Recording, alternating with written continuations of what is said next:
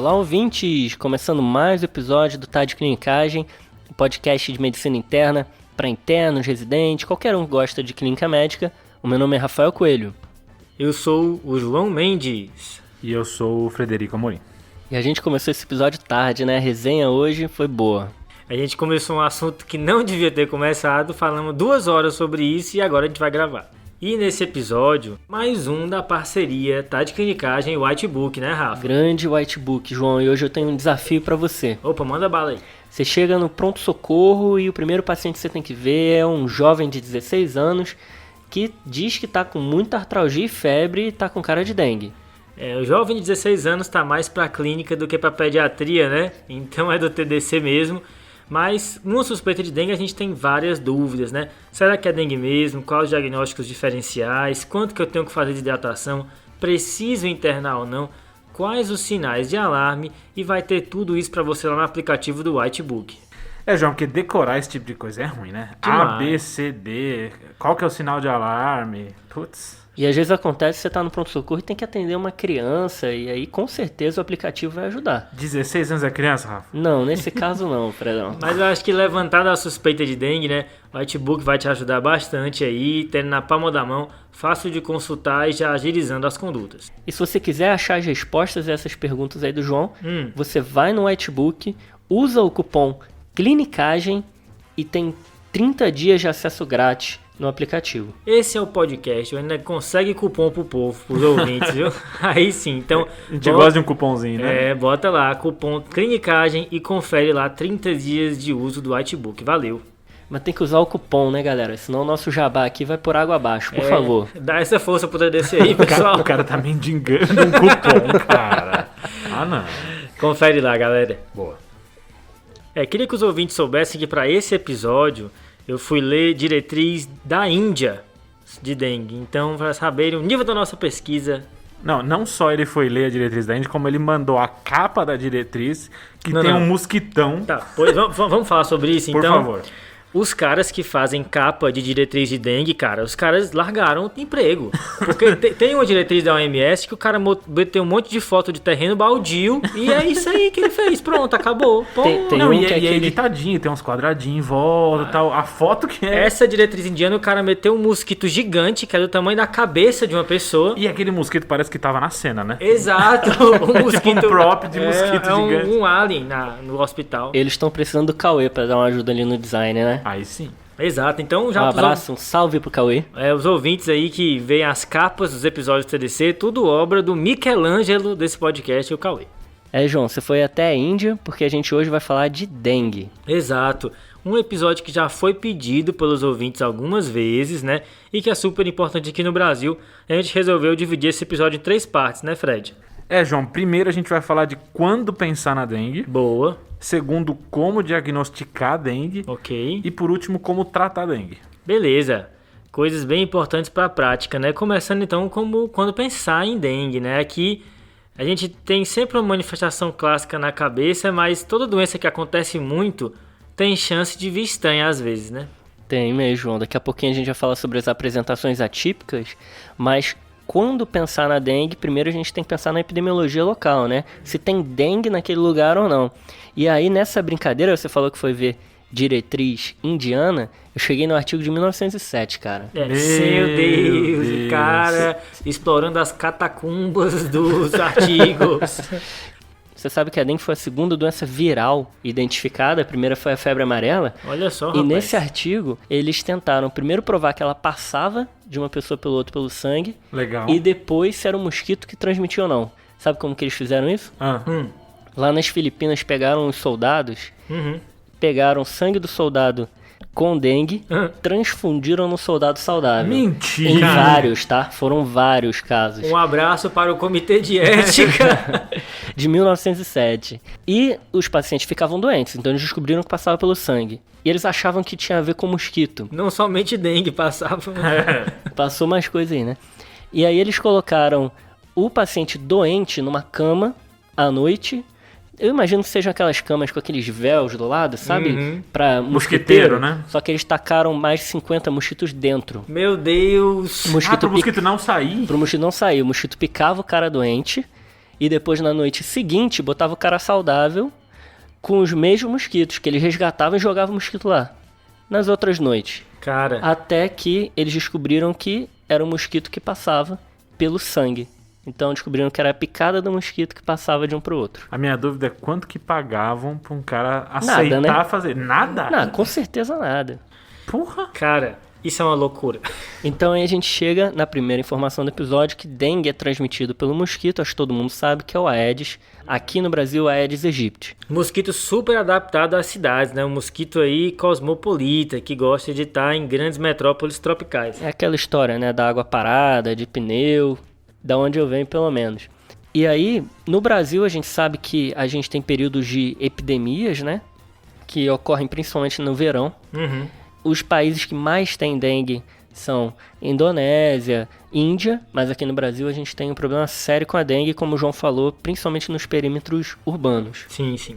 Rafa, e com o Covid, e junto com a dengue, o que mudou aí na epidemiologia da dengue no Brasil com o Covid? Aí que tá, João. O problema é que os dados do ano passado foram prejudicados Imagina. pela pandemia, por questões técnicas, né? As equipes foram mobilizadas para notificar atendimento de Covid e também porque os pacientes não procuraram tanto o serviço de saúde, além dos sintomas do Covid. Mas a gente sabe que o Brasil inteiro praticamente tem dengue, tá? A região com menos casos é o sul do país, até o Pedrão conta isso pra gente, que lá tem muito pouco. Tá. E a região com mais casos é a centro-oeste. Então a epidemiologia no Brasil não ajuda tanto, mas a gente sabe que algumas cidades passam por período de epidemia, então é importante você ficar ligado se você está tendo uma epidemia de dengue ali na sua legal, cidade. legal. Isso é o mais importante, que aí aumenta a chance do paciente ter dengue. E lembrar que no sul do país, a não ser nos grandes centros, são pouquíssimos casos de dengue, principalmente no inverno, que são menos casos ainda. Perfeito. Acho que é legal essa informação, né? Porque aí você vai ajustando o seu nível de suspeição conforme a densidade de casos, né? Se eu moro num local que quase não tem caso, não é toda síndrome febril que eu talvez pense tão fortemente nesse diagnóstico. Agora, se eu moro no Ceará, meu amigo, chegou com febre, dengue tá sempre no diagnóstico diferencial. Isso aí, cara. Tá, então você me falou onde tem e não tem dengue. Agora, assim, como que eu penso em dengue, né? Acho que aquela ideia de febre, mais nada, mas acho que tem bastante coisa por aí, né? Acho que é uma síndrome febril, tá, Fredão? Mas tem várias outras apresentações clínicas e é importante a gente entender em que momento cada manifestação pode aparecer. Top. Então é importante entender a cronologia da dengue, a história natural da doença. Vou só dar uma informação aqui importante, que adulto tem muito mais sintoma do que criança, tá? E idosos têm mais sintomas atípicos. Tá, como quase tudo, né? É verdade. E se o paciente já tiver tido dengue, ele pode ter um quadro mais grave. Tá. Os sintomas eles começam até uma semana depois da picada, demora até 2 semanas de incubação.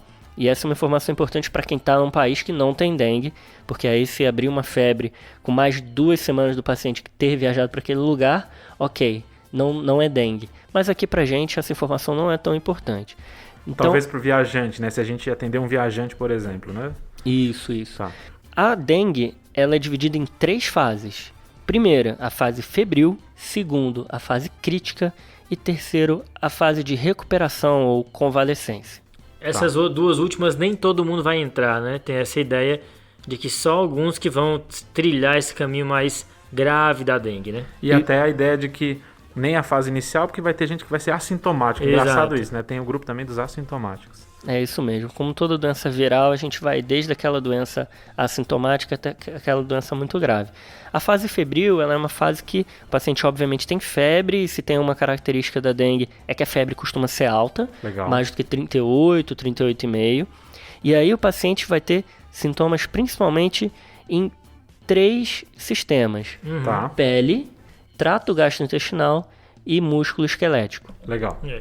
O pessoal que teve dengue fala que a sensação realmente é de que apanhou, né? De que apanhou porque tem mialgia. Dor nas articulações, artralgia. Então, sistema músculo-esquelético é isso aí. O trato gastrointestinal, que aí o paciente pode ter náuseas, anorexias, vômitos, dor abdominal, até muita dor abdominal e diarreia. E uma coisa que tem que ficar ligado, né? Lembrar que crianças às vezes têm um quadro gastrointestinal que chama mais atenção, Mas no adulto, esse sintoma gastrointestinal tem que ficar ligado para uma possibilidade de um caso mais grave, né? E além E pode confundir com uma gastroenterite, né? Então o paciente vem com febre, náusea, vômito, diarreia. O que talvez ajude você a diferenciar é a quantidade de evacuações. 3, 4 vezes na dengue, mais do que isso, você começa a pensar que é outra doença viral ali, especificamente do trato gastrointestinal. Entendi. E a dor abdominal, gente, pode ser tão forte que parece um abdômen agudo. Tem até caso de fazer cirurgia e não encontrar nada. Exato, né? Pode confundir com colecistite, tem essa história, né? Eu já confundi com pielonefrite. Dor lombar bilateral, febre, era dengue. Então, essa questão da colecistite também, só marcar que pode ter espessamento da parede da vesícula em caso de dengue, né?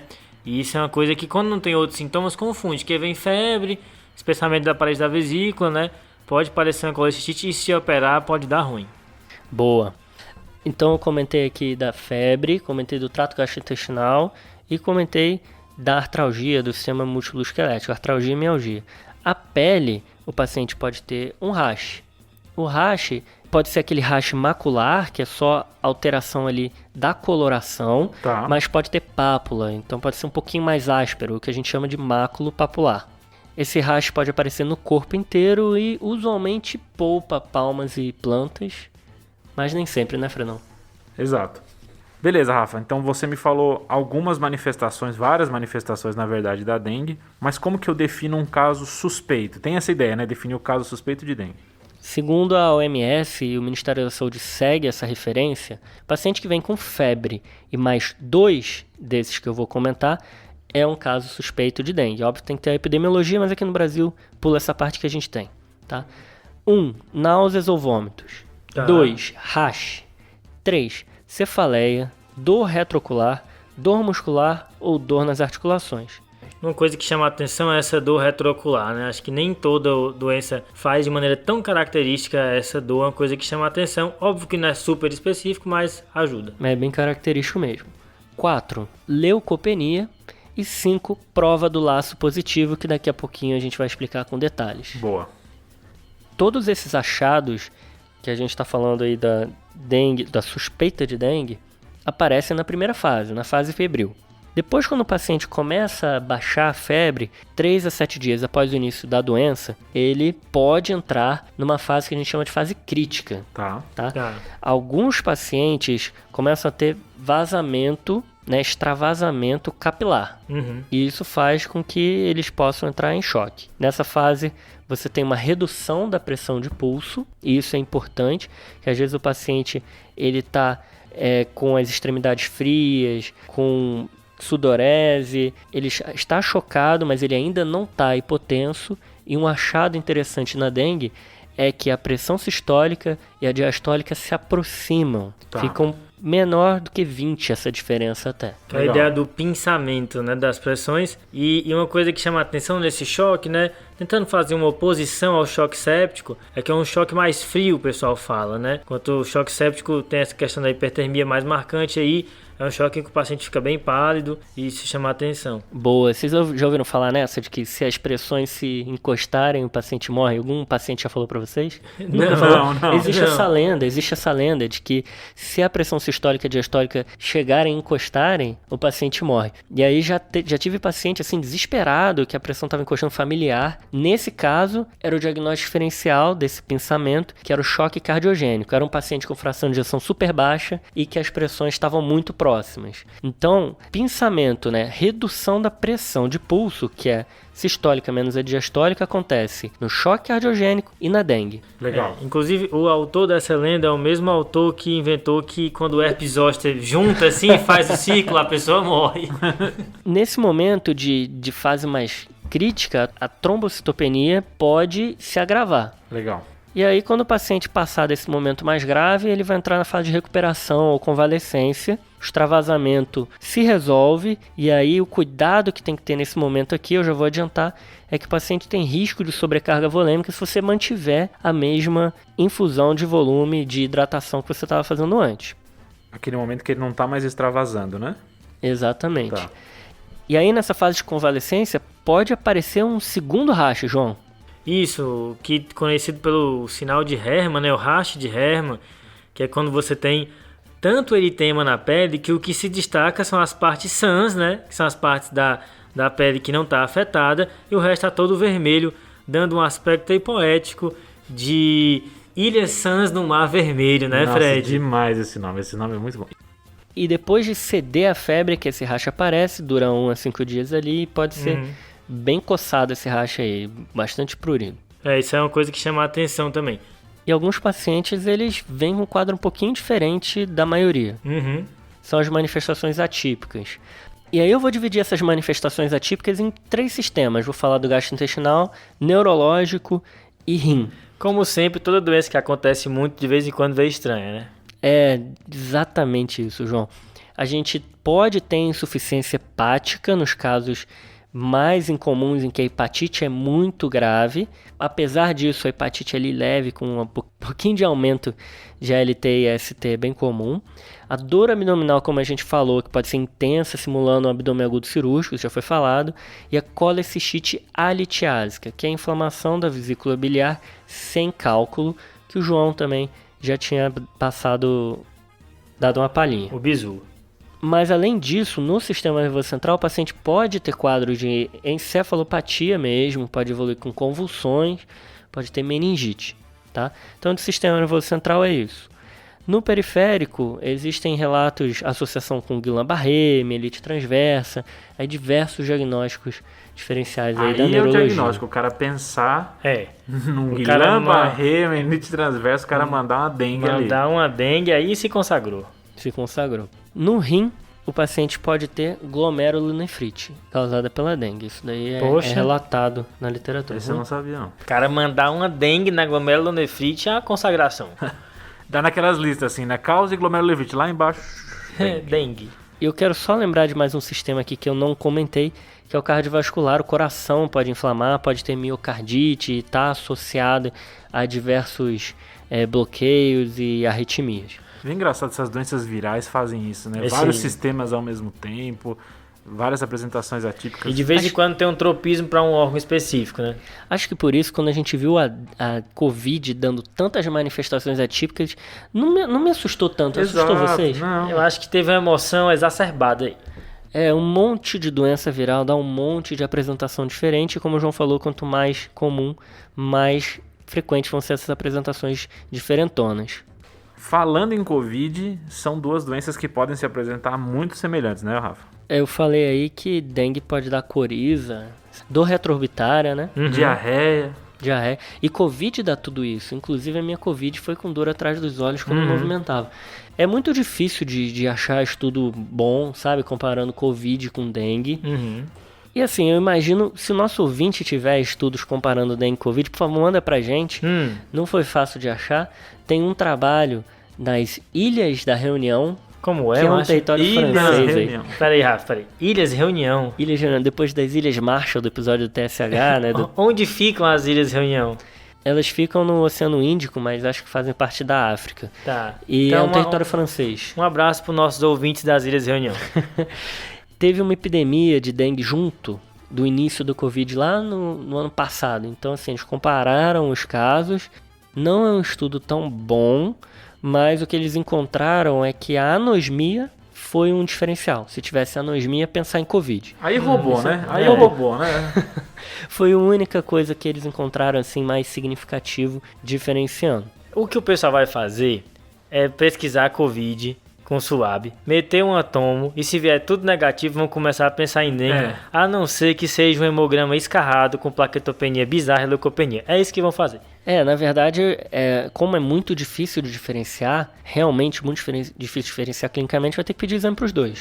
Exato. Lembrando que tem descrição de co-infecção, né? Sim, pode acontecer ao mesmo tempo. E tem também uma história que a gente vai comentar mais tarde, de falso negativo, falso positivo. Mas às vezes realmente é reconhecer a incerteza que as síndromes clínicas podem trazer, e às vezes você vai ter que pesquisar os dois, ainda mais no contexto de pandemia e endemia das doenças. Perfeito. Dependendo da síndrome que o paciente estiver apresentando, a gente vai pensar no diagnóstico diferencial. Então, uma febre que o paciente tem hemorragia, você torce para ser dengue, porque os diagnósticos diferenciais não são nada legais. Então o ebola, Marburg, Lassa, são vírus que não tem aqui no Brasil. O cara me mandou Lassa. Não é legal brincar com esses vídeos não, né? Não é. Febre amarela pode fazer um quadro de febre hemorrágica, né? O hantavírus é um diagnóstico diferencial, tem no Brasil, mas eu acho que não é algo que é muito subdiagnosticado, subnotificado. Entra ali no diagnóstico diferencial, mas a gente deixa como raridade. O que eu já vi é leptospirose, tá? Fazer diagnóstico diferencial, porque vem às vezes um hemograma com a plaquetopenia, vem febre, mas a doença às vezes arrasta um pouco mais do que a dengue, isso chama a atenção quando ela rompe a segunda semana, especialmente quando vem com a icterícia, mas às vezes no começo a lepto que você diagnostica depois era uma suspeita de dengue e como durou demais, aí você começa a pensar em outras coisas. Boa, cara. A leptospirose entra também no diagnóstico diferencial. Se a gente for olhar o paciente ali que está com artralgia, febre, rache, aí a gente vai lembrar das outras arboviroses também. Boa, Rafa. Chikungunya e Zika, né? Que às vezes não dá para diferenciar, mas tem algumas dicas clínicas que ajudam, né? A chikungunya, o paciente vai ter muito mais dor articular e pode ter edema na articulação, fica bem inchado. Pode dar também leucopenia e dor abdominal, então confunde bastante mesmo. A Zika, a gente tem que lembrar que o rache, ele costuma ser mais pruriginoso e costuma dar mais conjuntivite. São achados que apontam para Zika. Engraçado que o quadro sistêmico da Zika não chama tanta atenção, sabe? Normalmente o paciente está bem, só que com rache, coçando e com a conjuntivite. Às vezes tem um linfonodozinho ali, retroauricular, mas enquanto que na chikungunya e na dengue, o que chama muita atenção é que o estado geral do paciente não costuma ser bom. Esse diagnóstico diferencial entra mais ali naquela fase febril da dengue. Se o paciente estiver chocado com aquela dengue grave, não entra no diagnóstico diferencial chikungunya e Zika, porque chikungunya e Zika não dá quadro grave e não mata desse jeito com choque como a dengue faz. Aí volta aquelas febres hemorrágicas que você tinha comentado, né, Rafa? Isso aí. E a ideia aqui é encarar esses casos como dengue suspeita, porque se for Zika e chikungunya não vai ter problema e é melhor encarar como a dengue, que é a mais importante aí, né? Uma outra doença que tem bastante no Brasil, em algumas regiões, é a febre maculosa, que está relacionada à doença do carrapato. Pode dar febre, pode dar exantema também. Então tem que lembrar desse diagnóstico. Então, lembrando do Covid, diagnóstico diferencial agora, muito importante. As arboviroses Zika, chikungunya. Leptospirose, que é um do diagnóstico diferencial ali da febre hemorrágica. E tem outras doenças infecciosas ali que entram no seu raciocínio. Boa! Agora, Fred, uma vez que eu pensei em dengue, né? Sempre vai rolar ali no PS uma hemograminha do brasileiro, né? Exame que ajuda, né? Às vezes tem uma dica clínica. Como é que a hemograminha e os outros exames de sangue vão ajudar a gente nesse diagnóstico? Boa, João. Acho que a gente divide aqui em exames gerais. O geralzão. O geralzão do PS. E os exames específicos para dengue, né? Tá. Então, de exames gerais. O hemograma que você falou. O que eu espero naquela fase que o Rafa falou, aquela fase inicial. Eu espero leucopenia com plaquetopenia. Isso chama a atenção, né? Que em outros quadros de febre indiferenciado, uma febre sem um foco, quando vem leucocitose a gente pensa mais num quadro bacteriano, né? Exato. Se vem uma leucopenia já te direciona um pouco mais. E esse conjunto de leucopenia com plaquetopenia sem anemia junto, num paciente febril, tem que me puxar a ideia de que pode ser dengue. Outros vários casos podem dar esse conjunto, mas é para ficar na cabeça. Beleza. Lembrar que essa leucopenia é muitas vezes às custas de neutropenia, né? Exato. Isso é outra coisa interessante também. E eu já vi alguns casos de dengue serem conduzidos como neutropenia febril, que é um contexto aí da hemato, né? Mesmo no paciente na ausência de uma neoplasia hematológica. Então também prestar atenção nisso. Se a gente tem um episódio de neutropenia febril, episódio de número 74, confere lá. Mas via de regra, no adulto que não tem nada, que vem com esse quadro, você vai pensar em dengue, né? E eu já vi muito confundirem com leucemia também. Então tem que tomar cuidado com isso, né? Não tem anemia aqui na dengue. Isso, aí a ideia da dengue é que, na verdade, eu vou ter um aumento do hematócrito, né? Em alguns pacientes. E eu posso ter anemia, talvez, mais pra frente no sangramento, né? Só se estiver sangrando. Exato, mas se não estiver sangrando, eu não espero anemia pela dengue em si. Eu espero mais um aumento do hematócrito, né?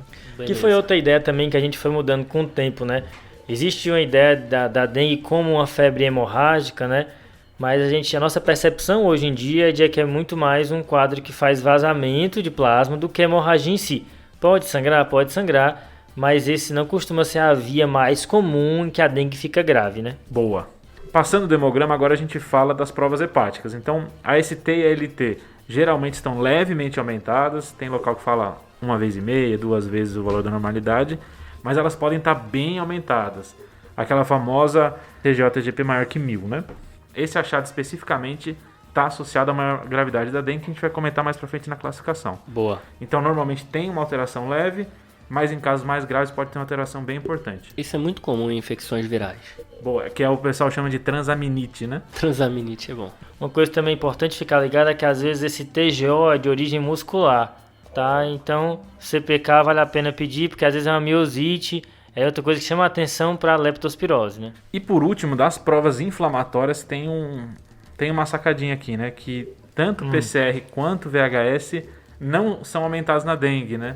Isso chama muita atenção, tá? Você vai ver um cara com febre, derrubado, com dor. Você, rapaz, esse PCR aqui vai vir alto. Estouradaço. Aí te quebra e vem embaixo. Essa é outra dica, viu? A gente já teve um post sobre isso, a jogadinha para diferenciar de leptospirose também. Exato. Então, leptospirose normalmente tem um PCR mais alto, enquanto a dengue geralmente tem um PCR mais baixo.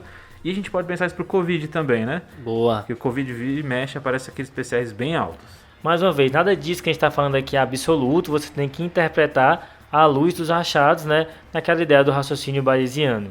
Isso, então num paciente que tem suspeita de dengue, eu vejo esses achados e eles aumentam a chance desse paciente estar com dengue de verdade. Exato. Tem até um estudo que foi tentar comparar todos esses juntos. Então ele viu plaquetopenia menor que 150, a STLT maior que 1,5, PCR menor que 20 e leucopenia. E se você adicionar aumento de TTPA, então TTPA maior que 38 segundos, você chega num valor preditivo positivo nesse estudo de 93,1%. Poxa, Alto, né? demais. Aumenta muito a chance, então, esses achados todos juntos. Isso muda muito de qual que é o paciente que você está suspeitando, qual é a prevalência na sua região.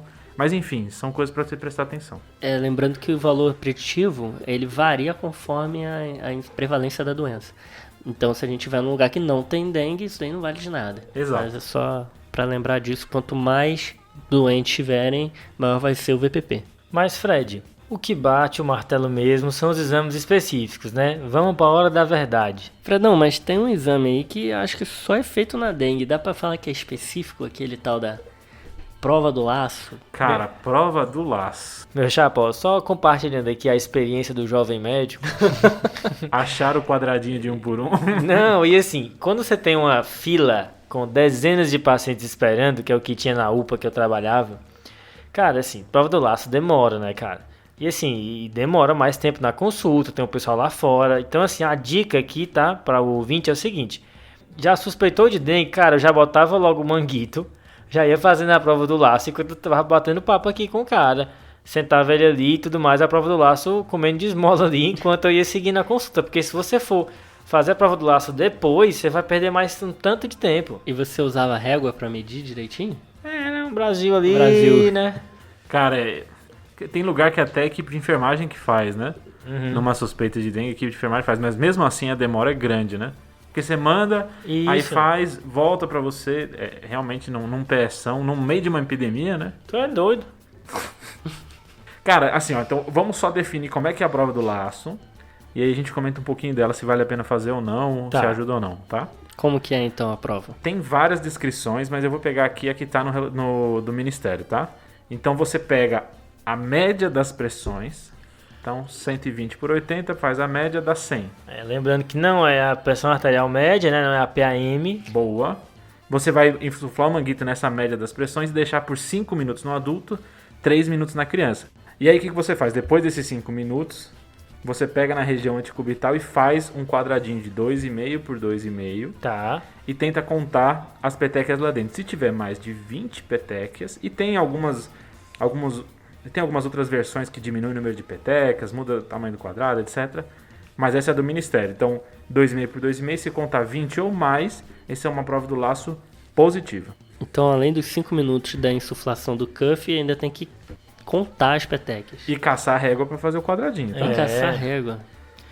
Que às vezes quando vem positivo, vem tão positivo que nem precisa, sabe? Sei.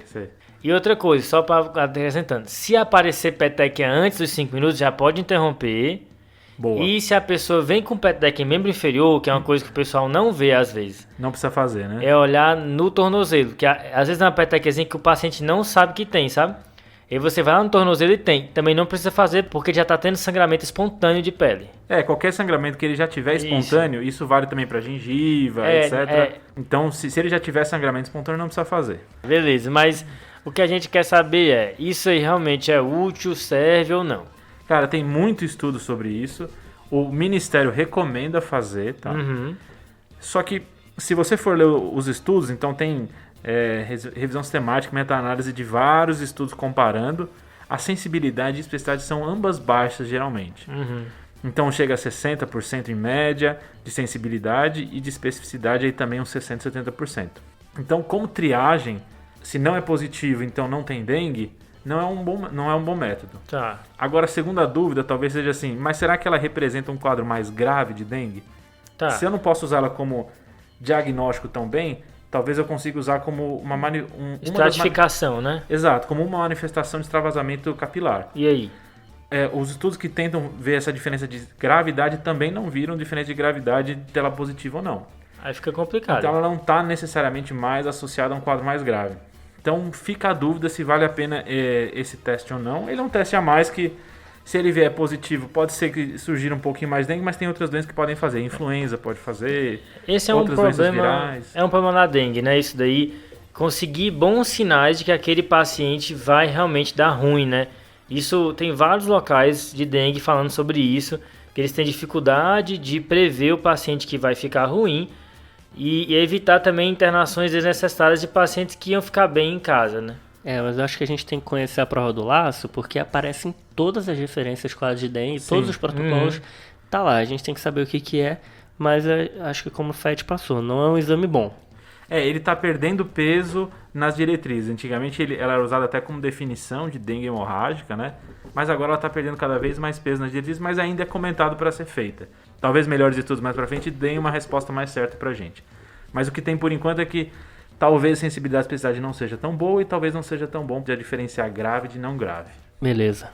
Uma coisa que é importante também da prova do laço é que, ao mesmo tempo que ela talvez não tenha uma sensibilidade e especificidade tão boas, é uma prova que eu consigo fazer sem muitos recursos. Então, talvez para alguns países em que tenham poucos recursos...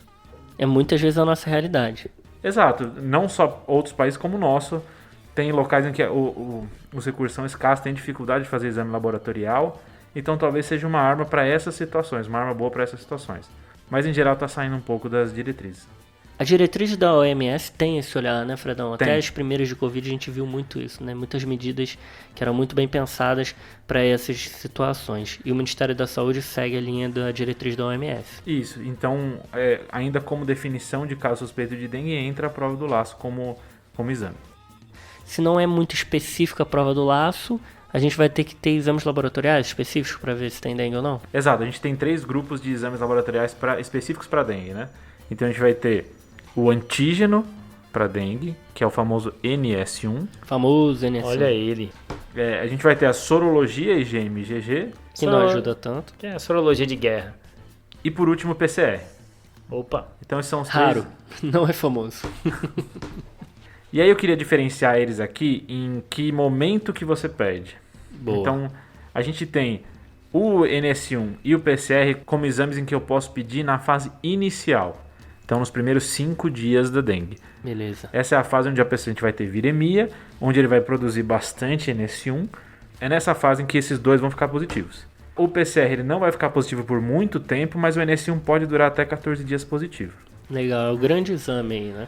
Lembrando que o NS1 também tem teste rápido, né? Então isso é bom, um teste mais point of care. POC. POC. Então o NS1 tem teste rápido e o PCR realmente é mais difícil de conseguir, né? Então, geralmente nessa fase a gente vai ficar mais com o NS1. IgM pode positivar nessa fase? Até pode, mas ele tem uma sensibilidade menor que 50% nessa fase. Nos primeiros 5 dias. Exato. Na segunda fase, então a partir do 5º dia, os exames mais importantes agora ficam como a sorologia. A sorologia IgM e IgG, se eles vierem positivos, principalmente o IgM, então o IgM positivo, ele vai me mostrar um caso provável de dengue, mas eu não confirmo dengue ainda. Eu precisaria fazer uma segunda medida onde eu vejo um aumento do IgM. Então, por exemplo, o paciente chega com uma suspeita de dengue, eu faço o primeiro teste, o IgM vem positivo. Será que esse IgM é desse episódio de dengue agora ou será que ele teve uma dengue recente e esse IgM está positivo? Então eu teria que fazer um segundo teste para ver se ele aumentou o valor. Ok. E posso fazer um IgG para ver se ele aumentou o IgG. Então tem que parear o exame. Exato. Isso tudo eu estou falando do primeiro episódio de dengue. Então no primeiro episódio de dengue eu vou ter NS1 e PCR altos nos primeiros 5 dias. A partir do 5º dia, IgM e depois IgG.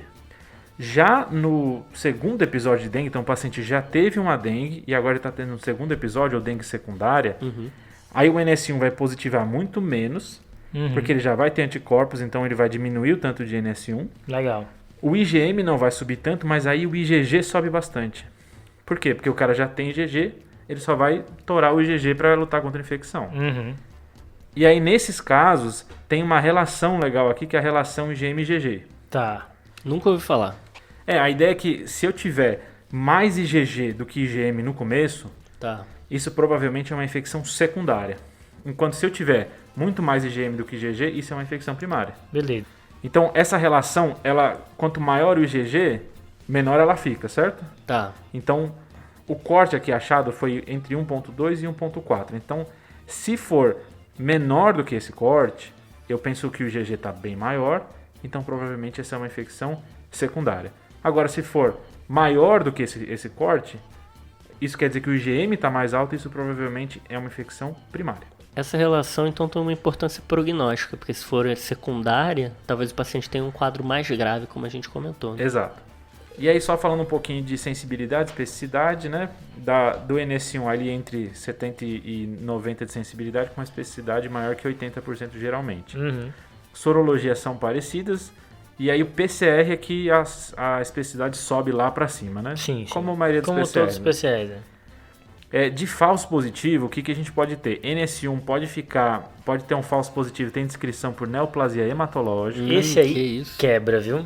NS1 falso positivo, bicho. Mas a gente não conhece muito sobre outros falsos positivos, né? Do NS1.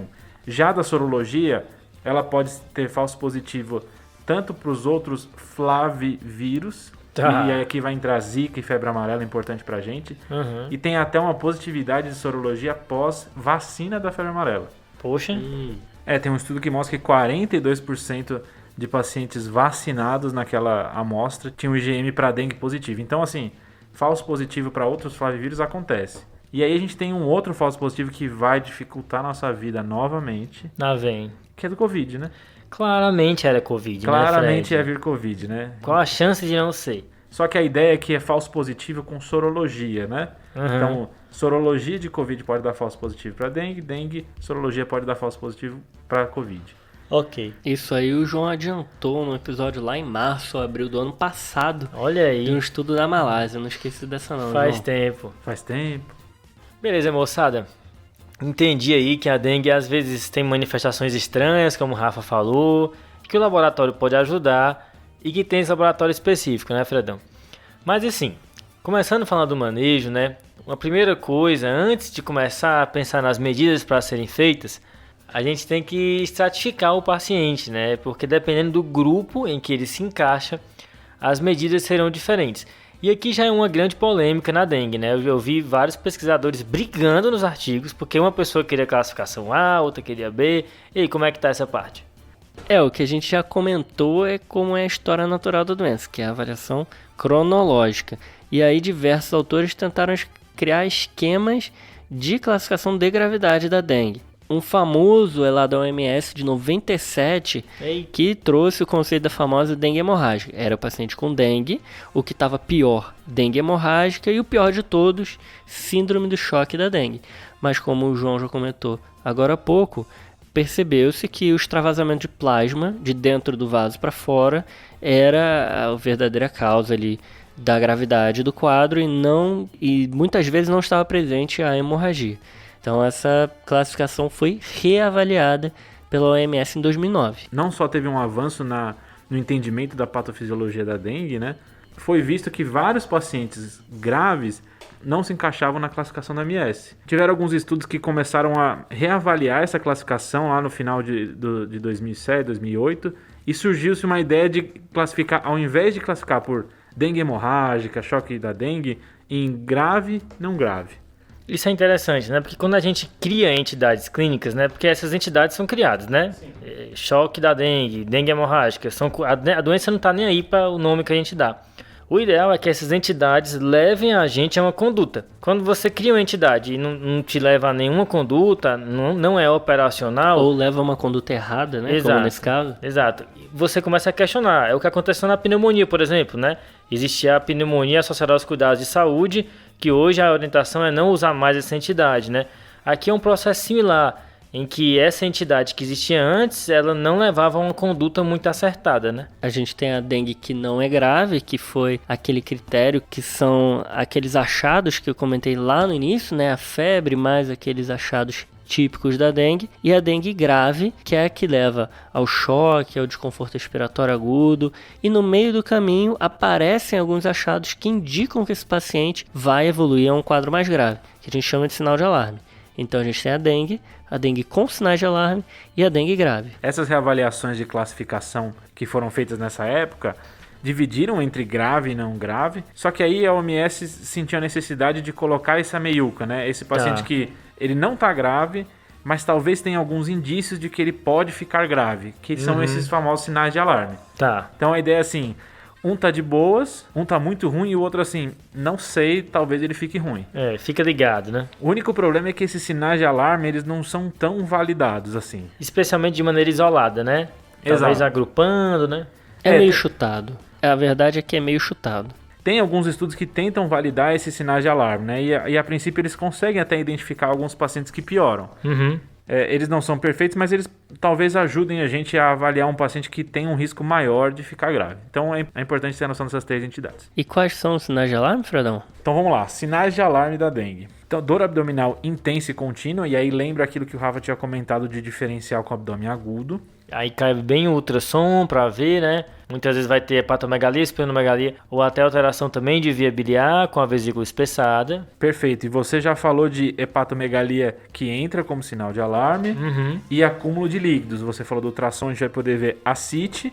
E aí lembrar que tem outros derrames cavitários, né? Então derrame pleural e derrame pericárdico. Além disso, a gente pode ter hipotensão postural ou lipotímia. Essa é importante, tá? Porque às vezes o paciente vem se queixando de tontura. E você tem que pescar que isso é uma lipotímia, fica ligado. Paciente com febre, tontura. Isso. Idoso com queda. E aqui entra também sangramento de mucosas. E aí entra naquela ideia de que ele tem extravasamento e pode ter sangramento. E por último, letargia e ou irritabilidade. A irritabilidade entra aqui mais para criança, né? Sim, sim.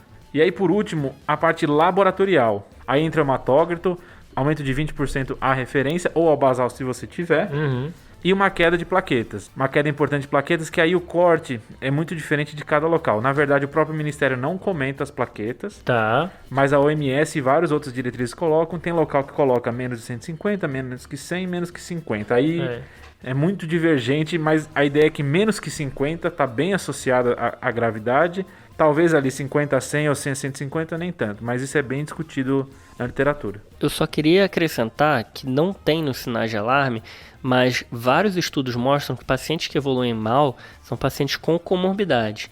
Então, apesar de não estar nos esquemas normalmente, tem que avaliar se o paciente tem comorbidades ou não, a gravidade das comorbidades, porque isso vai mudar provavelmente a sua conduta e às vezes até indicar a internação dele. Boa, Rafa. Legal, Rafa, porque o OMS cita mesmo isso, né? De se tiver comorbidades. E uma outra coisa que ela cita que é interessante é se ele tem condições sociais de fazer um tratamento em casa, ele consegue acompanhar com a unidade de saúde, porque isso pode ser um sinal de gravidade, entre aspas, indireto, né? Esse é um sinal de gravidade que a gente sempre comenta aqui no TDC, né? Avaliar a condição social do paciente, muitas vezes vai precisar ser internado por causa disso. Isso, não é para ter vergonha de indicar a internação por vulnerabilidade psicossocial. Isso é costumeiro acontecer, o paciente com dengue pode piorar rápido, inclusive esses sinais de alarme que o Fred estava falando aí pra gente. Os estudos mostram que o paciente às vezes piora de um dia para o outro, ou no mesmo dia que o sinal de alarme aparece. Às vezes algumas horas, né? Exato. Então tem paciente que não consegue ir para um centro de saúde tão rápido assim. É um paciente que vai ter que internar, meu amigo. Beleza, Fred. Então, assim, pensando em gravidade, né? Tem esse paciente ambulatorial, que é dengue, ok, mais nada. Tá. Aí tem um paciente que é dengue com sinais de alarme, que é um paciente que não complicou ainda, mas tem alta chance de complicar. Perfeito. E tem um paciente que já complicou. Como é que a gente define esse paciente que já complicou? Que Ou é a seja, dengue grave. exato. Dengue grave é definido como um paciente que está chocado ou com desconforto respiratório agudo, que é causado pelo acúmulo de fluidos, ou com sangramento grave, ou então que tem acometimento grave de algum órgão. Pode ter uma insuficiência orgânica, qualquer que seja, alteração do nível de consciência. E tem um a mais aqui, que é AST e ALT, ou seja, TGP, TGO, maior do que 1000. Uma ou outra, né? Uma ou outra.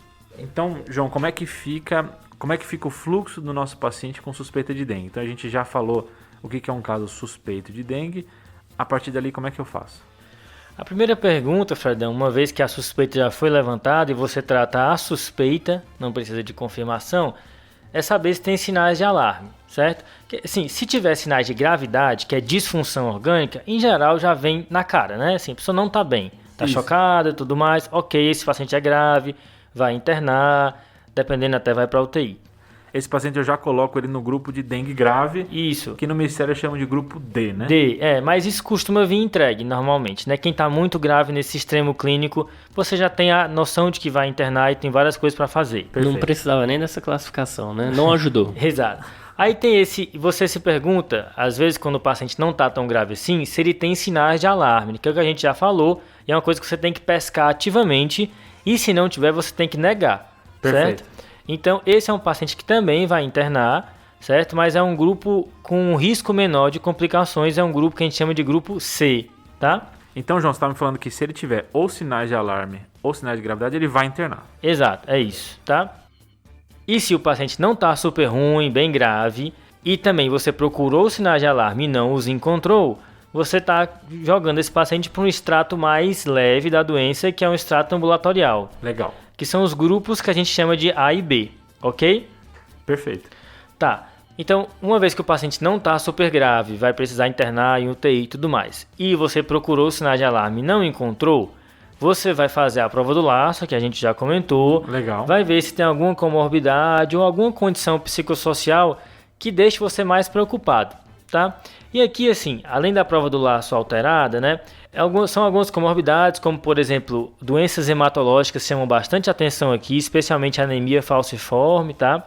Doença pulmonar obstrutiva crônica, aquelas que a gente já conhece, né?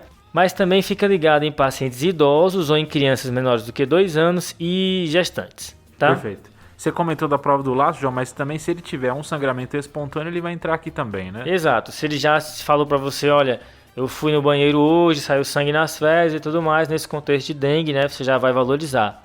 Aí esse paciente, apesar de não ter sinais de alarme, pessoal, ele é um paciente que você se preocupa um pouco mais. Apesar dele ainda ser um paciente ambulatorial, vai ser um ambulatorial que você vai ficar mais perto dele. É o grupo B. E o paciente que não tem nada disso, que é zerado, não tem comorbidades, não é idoso, não tem uma condição de vulnerabilidade psicossocial, é o grupo A, aí bem mais tranquilo aqui. E aí, pessoal, com esse panorama de classificações tem condutas específicas, mas é importante a gente ter ideia aqui algumas coisas, certo? Primeiro, não existe tratamento direto para dengue. O tratamento é de suporte. Normalmente, quando a gente escuta isso, a gente dá uma brochada, né? Parece que não tem nada pra fazer, né? Nem cloroquina? Já tentaram, viu, Rafael? É mesmo? Já tentaram cloroquina para dengue, não deu certo. Mas, só para vocês terem uma ideia, naquela definição de síndrome do choque da dengue, dengue hemorrágica, a mortalidade antes girava entre 20% a 10%, tá? Com tratamento de suporte, a mortalidade fica entre 1% a 2%. Não é pra morrer, então, com dengue, Então, praticamente. diminui mais ou menos em 10 vezes, pelo menos, a mortalidade se você fizer o suporte adequado. Cara, isso é melhor do que muita droga pra doença por aí. Exato. Muita. Então a gente tende a desmerecer o tratamento de suporte, o acompanhamento clínico e tudo mais, mas isso tem um benefício muito grande do paciente quando é bem feito. Esse é o primeiro ponto. Segundo, existem poucos ensaios clínicos randomizados aqui, em quase tudo. Então você vai ter que entender e aceitar que boa parte das recomendações foram tiradas da cabeça de alguém, certo? Da cabeça para ser delicado, né? Exato. E se você comparar as diretrizes, como não tem evidência boa, você vai ver muita divergência, certo? Porque cada pessoa pensa diferente, tem a sua experiência diferente com a doença. Esse é outro ponto que eu queria sublinhar aqui. Nesses pacientes que vão ficar em casa, né, que no caso são grupo A e grupo B, segundo o Ministério da Saúde, no grupo A, você não tem muito diferença do que fazer, além de orientar a hidratação, orientar sintomáticos e explicar sobre o curso da doença e quando o paciente tem que retornar aos cuidados de saúde. Perfeito. Sempre lembrando de notificar a suspeita de dengue e orientar medidas de proteção e controle do vetor aí, que no caso é o mosquito, beleza? A hidratação, o que o Ministério da Saúde orienta, certo? Agora começa a loucura da hidratação. Exato. Lembrando, mais uma vez, que isso é arbitrário. Mas o Ministério da Saúde orienta fazer 60 ml por quilo de líquidos, isso por dia, sendo 1/3 de solução salina e 2/3 de outros líquidos. Aí vai ser água, suco, soro, chá, etc. Qual o sabor do soro? Tem essa daí, né? Tá? Cara, quando eu ouvi isso pela primeira vez, eu não tinha noção o quanto isso dá de volume para o paciente. O que é legal você fazer, né? Dicas práticas aqui. Primeiro, é bom quando essa orientação ela vai por escrito, porque de boca perde um pouco o poder, entendeu? Então quando você... Vira o tratamento dele, né? Isso, quando você escreve para o paciente o tanto que ele tem que tomar e você carimba aquela prescrição e entrega, poxa, o cara valoriza aquilo como um remédio. Verdade, sabe? verdade. Outra coisa, é melhor você arredondar. Então, por exemplo, um homem de 70 quilos vai dar 4,2 litros por dia. Ou é 4 ou é 4,5, certo? Evite aí o número quebrado. E outra dica é fazer uma comparação com algo que o paciente seja palpável. Se ele tiver uma garrafa de refrigerante em casa, né? Você olha, é o equivalente a 2 garrafas por dia, certo? Algo para ficar mais claro para ele. E quando eu brinquei do qual sabor, é importante você variar nos líquidos, porque ninguém aguenta tomar 4 litros só de água. Exato. Então, principalmente crianças e idosos, que a aceitação é mais difícil, principalmente se tiver sintomas gastrointestinais, que é muito comum na dengue. Exatamente. Os sintomáticos, aí vai a dipirona de guerra, né? Dipirona que a gente sabe que está no panteão dos remédios, certo? Um remédio fantástico. Eu sou fã desse remédio. E evitar anti-inflamatórios. E o paciente tem que saber que a dengue costuma piorar no período da defervescência, né? Quando a febre vai embora, ali pelo 5º dia mais ou menos. E ele tem que ficar ligado nesse período se surgirem sinais de alarme. Eu acho interessante isso, que a dengue de novo se assemelha ao Covid, né? Uma coisa que a gente costuma falar, agora a gente está acostumado a falar para os pacientes de Covid que vai ter essa piora a partir do 7º, 10º, 14º dia, e que agora na dengue a mesma coisa, depois do 5º dia pode piorar, e a piora normalmente é nessa fase. E quando melhora a febre, né? Que é algo bem contraintuitivo. Isso, o paciente exato. acha que está melhorando. Exato. E pode ir para casa e é um momento de vulnerabilidade aí de piorar. É interessante mesmo isso aí.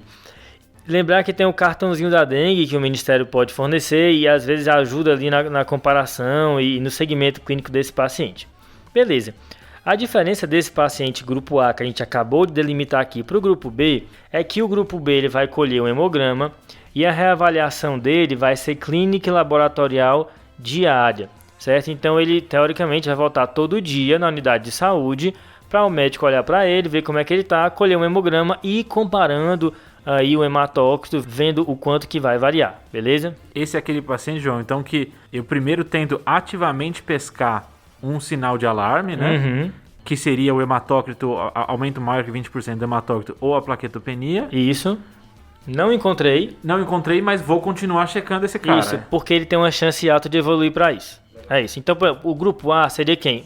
Uma pessoa jovem sem comorbidades. O grupo B é um idoso com diabetes que não tem nenhum sinal de gravidade, mas por ser idoso com diabetes, você vai ficar seguindo ele. Perfeito. Tá? E enquanto ele aguarda ali o hemograminha do brasileiro, ele vai tomando água ali para completar os seus 60 ml por quilo dia. Em 2 horas toma essa garrafa de 1,5 litro. É isso. Já deixa a garrafinha com ele ali, de vez em quando passa e dá uma cobrada para agilizar. Quem já atendeu em epidemia de dengue sabe que a fila de espera ali, a sala de espera, é cheia de gente com a sua garrafinha e tomando o líquido. É mesmo? É. Que legal. E aí esse paciente vai ficar sendo reavaliado, né? Se tiverem mudanças de exames laboratoriais, como o Fred já falou, você vai considerar a internação desse paciente e avaliar ele aí como um paciente mais grave. Lembrar de proteger o paciente de picadas de mosquitos durante essa fase, porque ele está com viremia e pode aí os mosquitos serem infectados se picarem o paciente. Pode fazer Beleza? que nem lá no artigo lá dos Aí é soldados. complicado. Lembrar, pessoal, como eu falei, tem muita variação. Então, se você for no UpToDate, ele vai dizer para todo paciente ser vigiado a partir do 3º dia diariamente, independente desse negócio de grupo A e B. Mais uma vez, tem muita divergência aqui. Algumas diretrizes são mais conservadoras que outras, né, João? Exato, depende muito de quem escreveu, do contexto, né, qual país e tudo mais. Agora, uma vez que o paciente foi internado, né, aqui é o seguinte, né, o mais importante, a gente já falou, é a terapia de suporte, que vai entrar a hidratação, ok? Alguns exames que você vai pedir para segmento e o quanto tempo você vai reavaliar esse paciente, né? Aqui, mais uma vez, a gente vai citar especificamente o Ministério da Saúde, mas lembrando que existe divergência. Por exemplo, o UpToDate fala que você pode fazer hidratação oral se o paciente estiver muito bem, com um débito urinário adequado, né? O Ministério da Saúde já orienta você a hidratar via intravenosa todos os pacientes internados. E aqui, se o paciente for aquele grupo C, né, que você internou por sinais de alarme, mas um paciente que não está grave, você vai fazer um volume de 20 ml por quilo nas primeiras 2 horas, ok? Ao passo que o grupo D, que é aquele grupo mais grave, você vai fazer 20 ml por quilo nos primeiros 20 minutos, ok? Marcando essa diferença, tá? No grupo C é 20 ml por quilo em 2 horas. No D é 20 ml por quilo em 20 minutos. É muito rápido. Eu acho que a ideia aqui é que ninguém decora muito esses valores. Você tem que ter esse algoritmo aí em algum lugar para te ajudar. E aí, se o paciente chegar chocado, aí ok, 20 ml por quilo em 20 minutos, acho que esse é o único valor que você tem que ter na cabeça, porque não vai dar tempo de checar.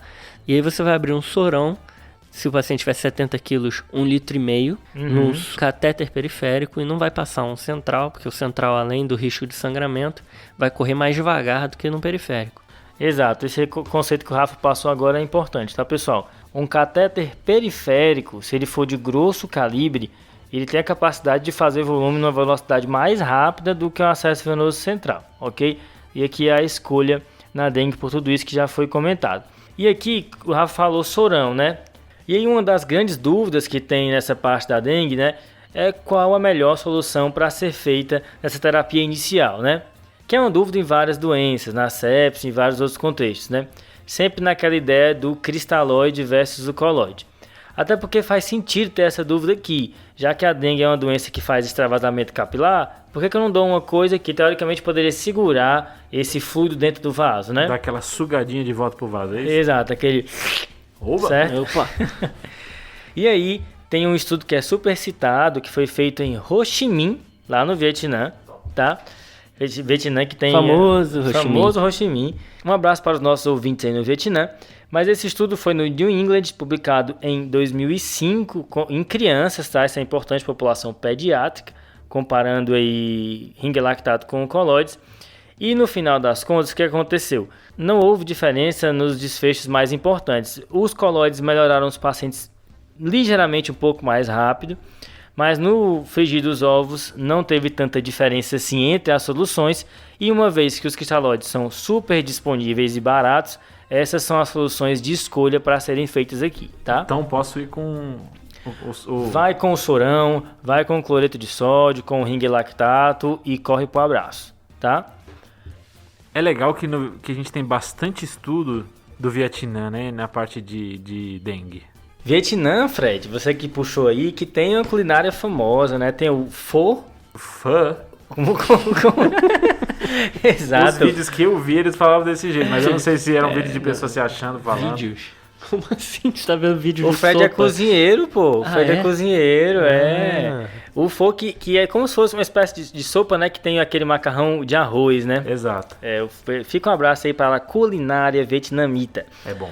Mas, mais uma vez, os regimes de infusão de volume não foram estudados em ensaios clínicos randomizados. Então, segue esse do Ministério que a gente falou. Depois que você fizer a infusão de cristalóide, você vai ver se o paciente respondeu. Tem que repetir os parâmetros hematimétricos com certa frequência, aí o hematócrito, as plaquetas, beleza?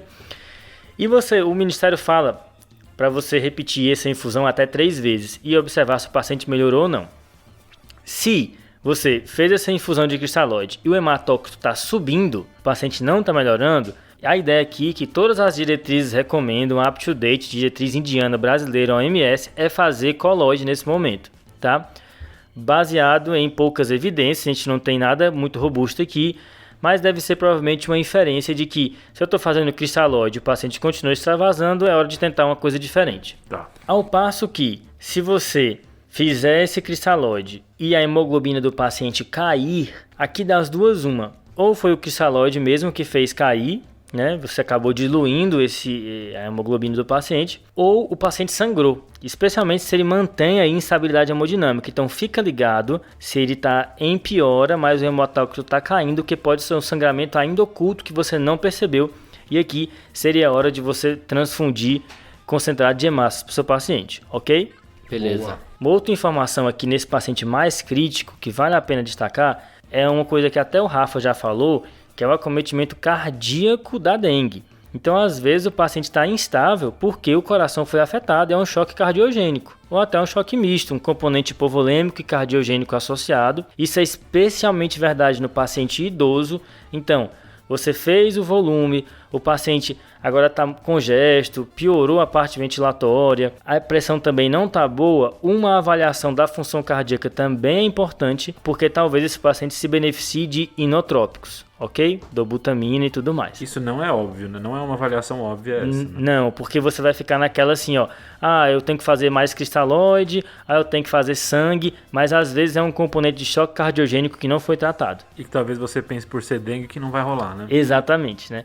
Então, especialmente no idoso, tem estudo que bota isso em metade dos idosos chocados com dengue tinha um componente de choque cardiogênico. E aí, assim, uma vez que o paciente melhorou, você vai começar uma redução gradual da infusão. Até porque depois que para o extravasamento capilar, existe um risco, especialmente importante aqui, de hipervolemia, se você pesar a mão. Nas primeiras 24 horas que resolveu, ainda pode esse choque retornar, você não vai suspender completamente, mas você vai suspendendo aos poucos. É importante você falar isso porque às vezes fica aquela hidratação na prescrição todo dia, né? Mantém. E aí, meu amigo, mais uma vez, aqui não existe ensaio clínico randomizado comparando os regimes de infusão. Cada um faz de um jeito, segue do Ministério, mas sempre botando aí que existe um grau de incerteza nessa recomendação. Uma dúvida importante que eu já vi angustiar, eu já fiquei angustiado com isso. O paciente está aqui do seu lado, está bem, tranquilo, mas a plaqueta dele está de 15 mil. Devo transfundir para ele não sangrar ou não? Essa é uma dúvida importante e aqui tem ensaio clínico randomizado sobre esse tema e os ensaios clínicos foram negativos. Os pacientes que foram transfundidos não tiveram menos sangramento ou desfechos melhores do que os que não foram. Isso de maneira preemptiva, né?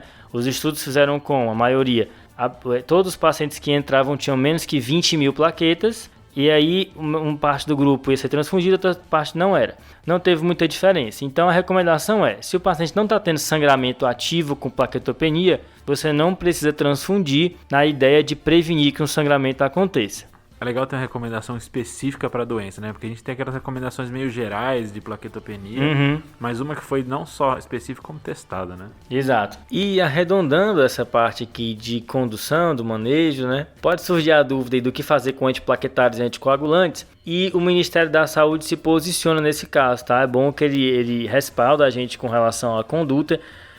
É um pouco complexo, então a gente recomenda que você consulte o manual do Ministério sobre dengue de 2016, que lá vai ter descrito o que fazer, por exemplo, com varfarina e o que fazer com aspirina e clopidogrel nos pacientes com dengue, a depender do número de plaquetas. Essa diretriz do Ministério é mais recente até que a da OMS, né? Do que a indiana e tudo, né?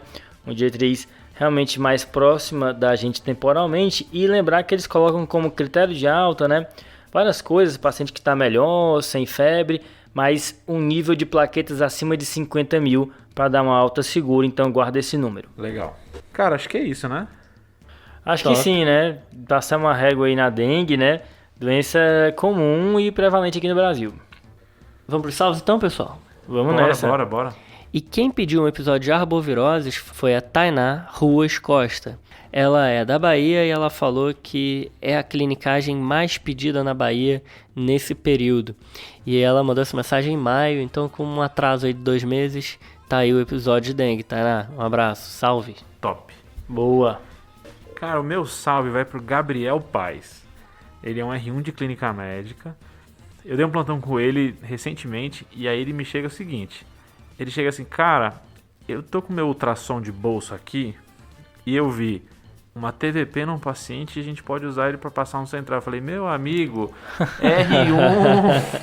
O cara com uma R1 diagnosticou uma TVP e passou um Aí central sim, viu? em 2 horas. Aí eu falei, meu amigo, aí ganhou. Tá Aí pronto, hein? sim. Grande salve pra ele. Salve, Gabriel, abraço. Boa. E o meu salve vai para o doutor Ivan Galvão, que é dermatologista, mas que é sempre interessado na clínica médica e é ouvinte desde o primeiro episódio, tá? Quando a gente brincou dizendo que a gente não devia ter nenhum ouvinte, tá? Valeu demais pela audiência aí, hein, Ivan? Um abraço. Legal, Ivan, um abraço. Valeu. E o desafio da semana passada, o Iago fez, era um paciente com síndrome de Budd-Chiari e pancitopenia. Uou. Deu uma apertada na hematologia aí, nosso amigo Iago.